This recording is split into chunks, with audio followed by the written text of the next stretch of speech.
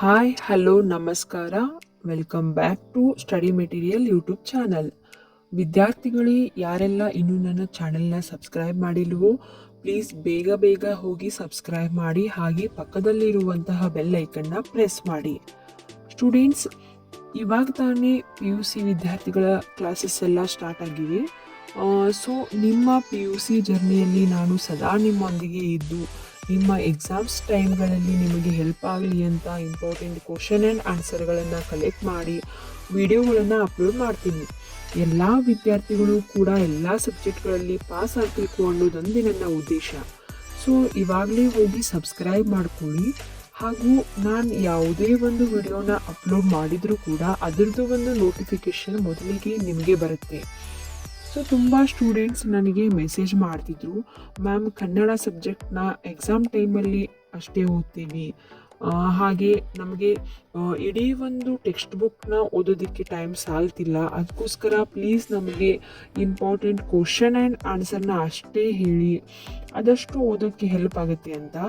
ಅದಕ್ಕೋಸ್ಕರ ನಾನು ಇವತ್ತಿನ ಕ್ಲಾಸಲ್ಲಿ ಕನ್ನಡ ಸಬ್ಜೆಕ್ಟ್ ಅಲ್ಲಿ ಬೀಳುವಂತಹ ಜಾಸ್ತಿ ವೇಟೇಜ್ ಇರುವಂತಹ ಪ್ರಶ್ನೋತ್ತರಗಳನ್ನು ತಿಳಿಸ್ಕೊಡ್ತೀನಿ. ಸೊ ವಿಡಿಯೋನ ಎಂಡ್ವರೆಗೂ ನೋಡಿ.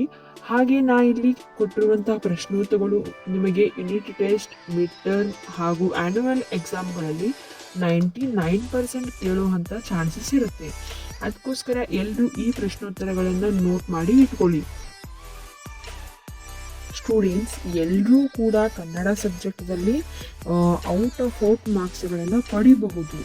ಹೇಗಂತಂದರೆ ಯಾವ ಚಾಪ್ಟರ್ಗಳಲ್ಲಿ ಯಾವ ಒಂದು ಪ್ರಶ್ನೋತ್ತರಗಳಿಗೆ ಜಾಸ್ತಿ ವೇಟೇಜ್ ಇದೆ, ಯಾವ ಪ್ರಶ್ನೋತ್ತರಗಳನ್ನು ಜಾಸ್ತಿ ಕೇಳಿದ್ದಾರೆ ಅನ್ನೋದನ್ನು ನೀವು ಸ್ವಲ್ಪ ಯೋಚನೆ ಮಾಡಿ ನೋಡಬೇಕು. ಆ ಒಂದು ಕ್ವಶನ್ ಆ್ಯಂಡ್ ಆನ್ಸರ್ಗಳಿಗೆ ಫಸ್ಟ್ ಪ್ರಿಫರೆನ್ಸ್ ಕೊಟ್ಟು ನೀವು ಉಳಿದಂತಹ ಪ್ರಶ್ನೋತ್ತರಗಳನ್ನು ಆಮೇಲೆ ನೋಡ್ಬೋದು. ಓಕೆ, ಇಲ್ಲಿ ನೋಡಿ, ನಾನು ಮೊದಲಿಗೆ 1 ಮಾರ್ಕಿಗೆ ಬೀಳುವಂತಹ ಇಂಪಾರ್ಟೆಂಟ್ ಕ್ವಶನ್ಗಳನ್ನು ನಾನಿಲ್ಲಿ ಕೊಟ್ಟಿದ್ದೀನಿ. ಎಲ್ಲ ಚಾಪ್ಟರ್ಗಳಲ್ಲಿ ಬೀಳುವಂಥ ಓವರಾಲ್ ಆಗಿ 1 ಮಾರ್ಕಿಗೆ ಯಾವ ಥರ ಕ್ವಶನ್ಸ್ನ ಕೇಳ್ತಾರೆ ಅನ್ನೋದನ್ನು ವಿತ್ ಆನ್ಸರ್ಸ್ ಮೂಲಕ ನಾನಿಲ್ಲಿ ಕೊಟ್ಟಿದ್ದೀನಿ. ಸೊ ಎಲ್ಲರೂ ಕೂಡ ಗಮನ ಕೊಟ್ಟು ಈ ಪ್ರಶ್ನೋತ್ತರಗಳನ್ನು ನೋಡಿ, ಹಾಗೆ ವಿಡಿಯೋನ ಪಾಸ್ ಮಾಡಿ ನೀವು ಇದನ್ನು ನೋಟ್ ಮಾಡಿ ಇಟ್ಕೊಳ್ಳಿ.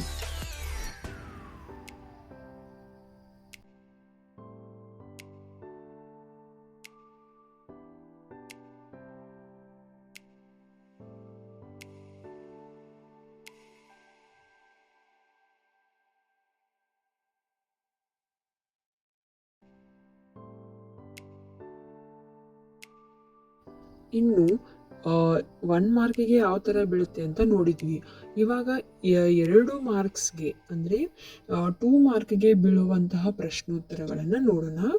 ಇಲ್ಲಿ ನಾನು 2 ಮಾರ್ಕ್ಗೆ ಬೀಳುವಂತಹ ವೆರಿ ಇಂಪಾರ್ಟೆಂಟ್ ಕ್ವಶನ್ಸ್ನ ಆ್ಯಂಡ್ ಆನ್ಸರ್ಸ್ನ ಕಲೆಕ್ಟ್ ಮಾಡಿದ್ದೀನಿ.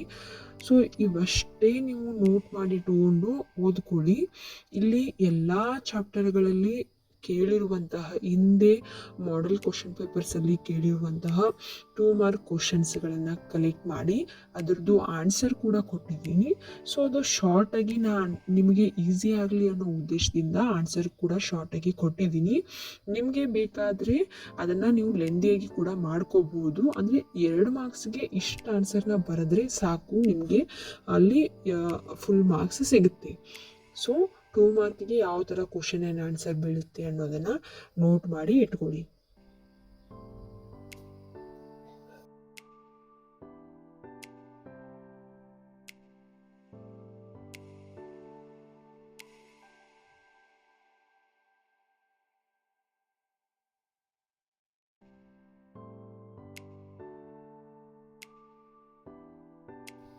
ನೋಡಿ, ಇಲ್ಲಿ ಕೃಷ್ಣೇಗೌಡರ ಆನೆ ಚಾಪ್ಟರ್ದಲ್ಲಿ ಅದು ತುಂಬ ಲೆಂದಿಯಾಗಿದೆ. ಸೊ ಅದಕ್ಕೋಸ್ಕರ ಎಲ್ರಿಗೂ ಕೂಡ ಕನ್ಫ್ಯೂಷನ್ ಆಗೋದು ಈ ಒಂದು ಚಾಪ್ಟರ್ದಲ್ಲಿ ಮಾತ್ರ. ಯಾಕಂತಂದರೆ ಅದು ಸ್ಟೋರಿ ಕೂಡ ಲೆಂದಿಯಾಗಿದೆ, ಹಾಗೆ ಎಕ್ಸಾಮ್ಸ್ ಟೈಮಲ್ಲಿ ನೀವು ಓದೋಕ್ಕೂ ಕೂಡ ಆಗಲ್ಲ. ಯಾವ ಥರ ಕ್ವಶನ್ಸ್ ಕೇಳ್ತಾರೆ ಅನ್ನೋದು ಕೂಡ ನಿಮಗೆ ತುಂಬ ಕನ್ಫ್ಯೂಷನ್ ಆಗುತ್ತೆ. ಸೊ ಅದಕ್ಕೋಸ್ಕರ ನಾನಿಲ್ಲಿ ಕೃಷ್ಣೇಗೌಡರ ಆನೆಯಲ್ಲಿ ಕೇಳ್ಬೋದಾದಂತಹ ಕ್ವಶನ್ಸನ್ನು ಕೊಟ್ಟಿದ್ದೀನಿ. ಸೊ ನೋಡ್ಕೊಳ್ಳಿ. ಇನ್ನು ಸಂದರ್ಭ ಸಹಿತ ವಿವರಿಸಿ. ಇದು ನಿಮಗೆ 3 ಅಂಕಗಳಿಗೆ ಕೇಳ್ತಾರೆ. ಸೊ ಮೊದಲಿಗೆ ಇಲ್ಲಿ ಆಯ್ಕೆನ ಬರಿಬೇಕು. ಅಂದರೆ ಯಾವ ಗದ್ಯ, ಯಾವ ಪದ್ಯ ಅಥವಾ ಯಾವ ಭಾಗದಿಂದ ಇದನ್ನು ಆಯ್ಕೆ ಮಾಡ್ಕೊಂಡಿದ್ದಾರೆ ಅಂತ ಅನ್ನೋದನ್ನು ನೀವು ಬರಿಬೇಕಿಲ್ಲಿ. ಅದಾದಮೇಲೆ ಯಾವ ಒಂದು ಸಂದರ್ಭದಲ್ಲಿ ಈ ಮಾತು ಬಂದಿದೆ ಅನ್ನೋದನ್ನು ಬರಿಬೇಕು. ಅಂದರೆ ಯಾರು ಯಾರಿಗೆ ಹೇಳಿದರು, ಯಾವ ಒಂದು ಸಂದರ್ಭದಲ್ಲಿ ಈ ಮಾತನ್ನು ಹೇಳಿದರು ಅನ್ನೋದನ್ನು ಇಲ್ಲಿ ಸಂದರ್ಭದಲ್ಲಿ ನೀವು ಬರಿಬೇಕು. ನಂತರ ಆ ಸಂದರ್ಭದ ವಿವರಣೆಯನ್ನು ನೀವು ಸ್ವಾರಸ್ಯದಲ್ಲಿ ಬರಿಬೇಕು. ಅಂದರೆ ಇಲ್ಲಿ ಆಯ್ಕೆ, ಸಂದರ್ಭ ಮತ್ತು ಸ್ವಾರಸ್ಯ ಇವು ಮೂರನ್ನೂ ಕೂಡ ನೀವು ಬರೆದ್ರೆ ಇಲ್ಲಿ ನಿಮಗೆ ಸಂದರ್ಭ ಸಹಿತ ವಿವರಿಸಿರುವಂಥದ್ದಲ್ಲಿ ನಿಮಗೆ 3 ಅಂಕಗಳು ಸಿಗುತ್ತವೆ. ಗೊತ್ತಾಯ್ತಾ? ಸಂದರ್ಭ ಸಹಿತ ವಿವರಿಸಿ ಅಂತ ಕೇಳಿದರೆ ನೀವು ಇವು 3 ಕಡ್ಡಾಯವಾಗಿ ಬರೀಲೇಬೇಕು. ನೆನ್ಪಿಟ್ಕೊಳ್ಳಿ. ಅಂದರೆ ಇಲ್ಲಿ ಏನಾಗುತ್ತೆ, ಎಲ್ಲ ಒಂದು ಪ್ರಶ್ನೋತ್ತರಗಳನ್ನು ಕೂಡ ನಿಮಗೆ ಈಸಿಯಾಗಿ ಬರೆದು ಬಿಡ್ತೀರಾ. ಆದರೆ ಸಂದರ್ಭ ಸಹಿತ ವಿವರಿಸಿ ನಿಮಗೆ ಯಾವ ಒಂದು ಸಂದರ್ಭವನ್ನು ಕೇಳ್ತಾರೆ ಅನ್ನೋದು ಗೊತ್ತಿರಲ್ಲ. ಯಾಕಂದರೆ ಇದು ಯಾವುದೋ ಒಂದು ಗದ್ಯದಲ್ಲಿ ಯಾವುದೋ ಒಂದು ಲೈನನ್ನು ಕೇಳಿರ್ತಾರೆ. ಅಂದರೆ ಇದು ಚಾಪ್ಟರ್ದು ಹಿಂದ್ಗಡೆ ಇರುವಂತಹ ಕ್ವಶನ್ ಆನ್ಸರ್ಗಳಲ್ಲಿ ಇರೋದಿಲ್ಲ. ಇದು ಚಾಪ್ಟರ್ದ ಮಧ್ಯದಲ್ಲಿ ಬರುವಂತಹ ಒಂದು ಭಾಗವನ್ನು ತೆಗೆದುಕೊಳ್ತಾರೆ. ಅದು ಯಾವ ಸಂದರ್ಭದಲ್ಲಿ ಬಿದ್ದಿದೆ ಅಂತ ಕೇಳ್ತಾರೆ. ಸೊ ಅದಕ್ಕೋಸ್ಕರ ನೀವು ಇಡೀ ಒಂದು ಚಾಪ್ಟರ್ನ ಓದಬೇಕಾಗತ್ತೆ. ಆದರೆ ಎಕ್ಸಾಮ್ಸ್ ಟೈಮಲ್ಲಿ ಅಷ್ಟೊಂದು ಸಮಯ ಇರೋದಿಲ್ಲ. ಅದಕ್ಕೋಸ್ಕರ ಅಂತಲೇ ನಾನಿಲ್ಲಿ ಸಂದರ್ಭ ಸಹಿತ ವಿವರಿಸಿದ್ರಲ್ಲಿ ನಿಮಗೆ ಮೋಸ್ಟ್ ಇಂಪಾರ್ಟೆಂಟ್ ಕ್ವಶನ್ಸ್ನ ನಾನಿಲ್ಲಿ ಕೊಟ್ಟಿದ್ದೀನಿ. ಅಂದರೆ ಇವಷ್ಟನ್ನೇ ನೋಡ್ಕೊಳ್ಳಿ. ಇದರಲ್ಲಿ ಯಾವುದಾದ್ರೂ ಒಂದು ಕಡ್ಡಾಯವಾಗಿ ನಿಮಗೆ ಬಿದ್ದೇ ಬಿಡುತ್ತೆ. ಓಕೆ, ಮರೀದೆ ಇವಷ್ಟನ್ನು ನೀವು ನೋಟ್ ಮಾಡಿ ಇಟ್ಕೊಳ್ಳಿ. ನಾನಿಲ್ಲಿ ಸ್ಪೀಡಾಗಿ ಮೂವ್ ಮಾಡ್ತಾ ಇದ್ದೀನಿ. ನೀವು ವಿಡಿಯೋನ ಪಾಸ್ ಮಾಡಿಕೊಂಡು ಅದನ್ನು ನೋಟ್ ಮಾಡಿ ಇಟ್ಕೊಳ್ಳಿ.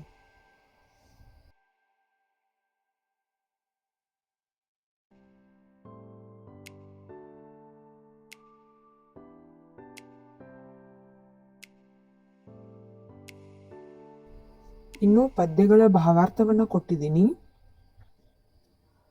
ಈ ಪದ್ಯದ ಭಾವಾರ್ಥ ಅಂದರೆ ಪದ್ಯದ ಒಂದು ಭಾಗವನ್ನು ನಿಮಗೆ ಕೊಡ್ತಾರೆ. ಆ ಭಾಗದ ಒಂದು ಸಾರಾಂಶವನ್ನು ನೀವಿಲ್ಲಿ ಬರಿಬೇಕಾಗತ್ತೆ.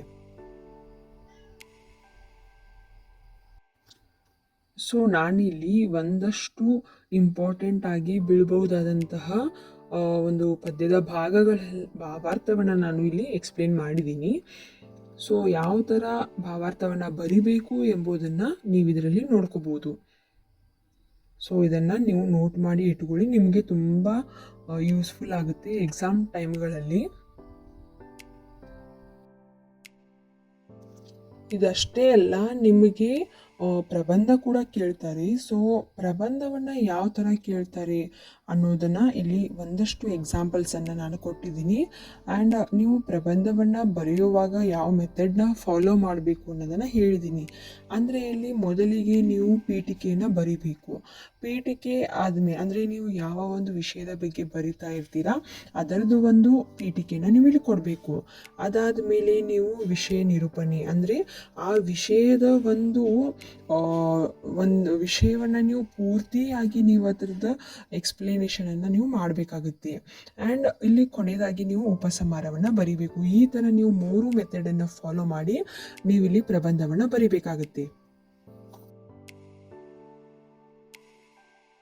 ಆ್ಯಂಡ್ ಕೊನೆಯದಾಗಿ ನಿಮಗೆ ಒಂದು ಪತ್ರ ಲೇಖನ ಕೂಡ ಇರುತ್ತೆ. ಅಂದರೆ ಪತ್ರ ಲೇಖನ ಅದು ವ್ಯಾವಹಾರಿಕ ಪತ್ರನೂ ಕೇಳಿರ್ಬೋದು, ಅದರ ಜೊತೆಗೆ ವೈಯಕ್ತಿಕ ಪತ್ರನೂ ಕೇಳಿರ್ಬೋದು.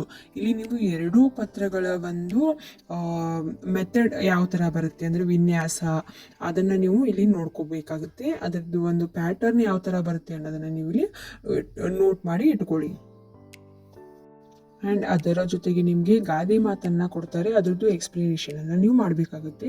ಸೊ ನಾನಿಲ್ಲಿ ಇಂಪಾರ್ಟೆಂಟ್ ಆಗಿ ಅಂದರೆ ಪ್ರತಿ ಸಲ ಕೇಳುವಂತಹ ಗಾದೆ ಮಾತನ್ನು ನಾನಿಲ್ಲಿ ಕಲೆಕ್ಟ್ ಮಾಡಿ ಅದರದ್ದು ಒಂದು ಎಕ್ಸ್ಪ್ಲನೇಷನನ್ನು ಕೂಡ ಕೊಟ್ಟಿದ್ದೀನಿ. ಅಂದರೆ ಯಾವ ಥರ ನೀವು ಗಾದೆ ಮಾತನ್ನು ಎಕ್ಸ್ಪ್ಲನೇಷನ್ ಮಾಡಬೇಕು ಅನ್ನೋದು ನಿಮಗೆ ಇದನ್ನು ನೋಡಿದರೆ ಒಂದು ಐಡಿಯಾ ಬರುತ್ತೆ. ಸೊ ಸ್ಟೂಡೆಂಟ್ಸ್, ಇದಷ್ಟು ಇವತ್ತಿನ ಒಂದು ಕ್ಲಾಸಲ್ಲಿರುವಂತಹ ಇಂಪಾರ್ಟೆಂಟ್ ವಿಷಯ ಏನಿದೆ ಇದನ್ನಷ್ಟನ್ನು ಕೂಡ ನೀವು ನೋಟ್ ಮಾಡಿ ಇಟ್ಕೊಳ್ಳಿ. ಆ್ಯಂಡ್ ಎಕ್ಸಾಮ್ಸ್ ಟೈಮಲ್ಲಿ ಇದಷ್ಟೇ ಓದಿದ್ರು ಕೂಡ ನೀವು ಕನ್ನಡ ಸಬ್ಜೆಕ್ಟಲ್ಲಿ ನೀವು ತುಂಬ ಚೆನ್ನಾಗಿ ಮಾರ್ಕ್ಸನ್ನು ನೀವು ಪಡಿಬಹುದು. ಓಕೆ ಸ್ಟೂಡೆಂಟ್ಸ್, ಇವತ್ತಿನ ಈ ಒಂದು ತರಗತಿ ನಿಮಗೆ ಇಷ್ಟ ಆಗಿದ್ರೆ ಪ್ಲೀಸ್ ಈ ಒಂದು ವಿಡಿಯೋನ ಲೈಕ್ ಮಾಡಿ, ಶೇರ್ ಮಾಡಿ, ಕಮೆಂಟ್ ಮಾಡಿ, ಹಾಗೆ ಚಾನಲ್ನ ಸಬ್ಸ್ಕ್ರೈಬ್ ಮಾಡಿ. Thank you.